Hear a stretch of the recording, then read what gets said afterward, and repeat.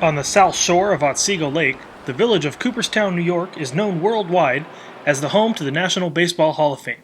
Take one look down Main Street, and you can see how nearly every business capitalizes on baseball. And while America's pastime is more popular than ever, the times and trends in Cooperstown are changing.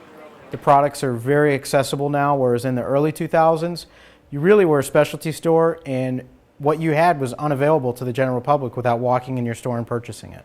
Matthew Foster used to manage his brother Jeff's memorabilia store, Legends Are Forever. But like other businesses on Main Street, profits are down. Stores are closing. Now they're working on a new business just a few miles out of Cooperstown in Fly Creek called Man Cave Antiques. The biggest thing that we're excited about is going from a business or industry where we're competing with, I think, 21 other vendors within a 2-block radius to where I'll have essentially no competition. Another reason memorabilia sales are down is the dramatic decline in tourists. I think the most recent attendance figures were about 270,000, down from a high maybe 10, 15 years ago of about 400,000. One of the biggest draws of the summer season is the Hall's annual induction weekend in July, which generates crucial revenue for local businesses.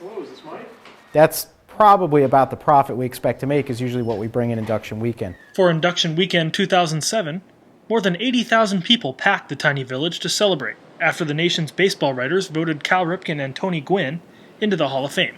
You could stand at the one stoplight in the village and look down into Main Street, and it was a sea of humanity. Main Street literally became a footpath. The outlook for this summer's induction weekend isn't nearly as promising, because no living players were voted into the class of 2013. This year, no one's expecting much of anything great.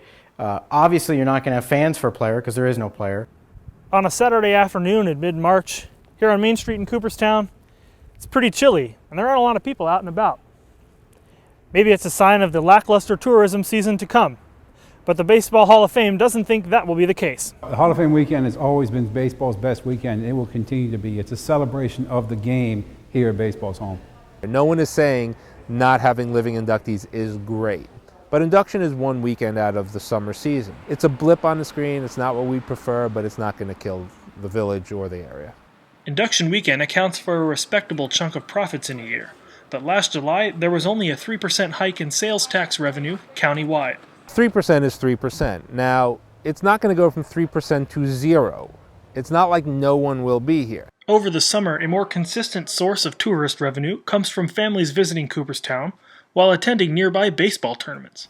Just north of town, the Cooperstown Dreams Park complex hosts nearly 1,200 baseball teams each year. That's had a big influence on the village and attendance at the various museums. Even if Main Street merchants don't profit much this summer, they can apply the old baseball saying, "There's always next year," the 75th anniversary of the Hall of Fame. It's great to see things from history. And villagers hope the class of 2014 will draw record crowds of baseball tourists back to Cooperstown. Alan Gragg, NCC News.